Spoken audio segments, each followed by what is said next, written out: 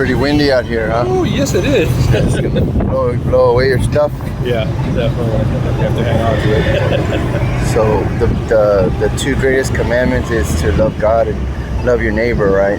Yes, correct. That's good. So Commercial? Our commerce? Yeah, commerce. no. ¿Es la otra calle? ¿Cuál línea? ¿La del tren? Ah. Ajá. It passes the train tracks. We go Sí. past the expressway, the train tracks are. Del otro lado del freeway que está allá, que se mira aquí. Bueno, no se mira aquí, pero esa es la otra calle, directamente derecho. Sí, la calle es.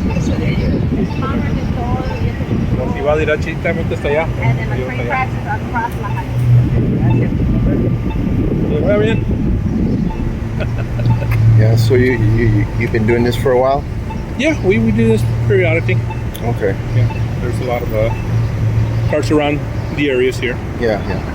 Well, I mean, it says, let everybody be fully persuaded in their own mind. And Mm-hmm. I figure that you're fully persuaded about your religion. Mm-hmm. But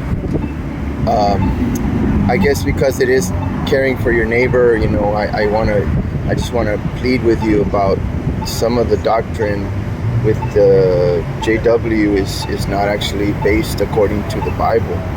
And I know that you won't agree with me pretty much, but I still care enough to at least approach you about it, because in 2 Peter chapter 2 it says that there will be false teachers among us, and that they would bring in damnable heresies. And so a heresy is not just a difference of opinion or a difference of teaching, but it's in 2 Peter it says it's damnable, meaning that it's going to cause people to be destroyed. That's what the word damnable means. Correct. To perish. And obviously the kingdom which you guys are announcing is not a place where you're going to perish, it's a place where you're going to live forever.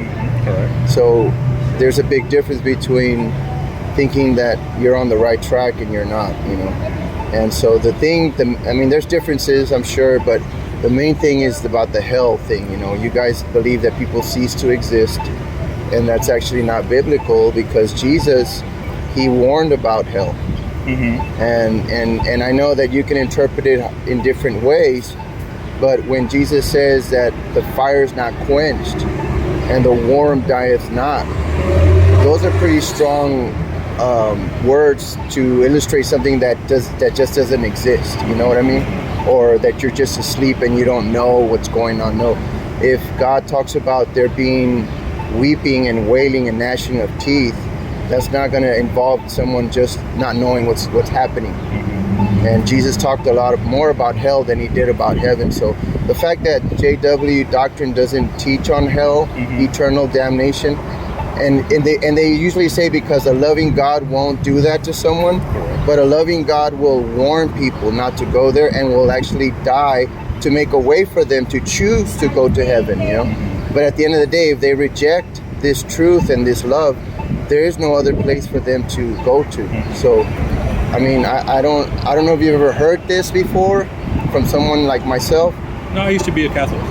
Yeah, well, it's true. I mean, you have to really consider it. I mean, no, that's what we do. We base our beliefs on the research that we do on the Bibles. Yeah, and there's a lot of.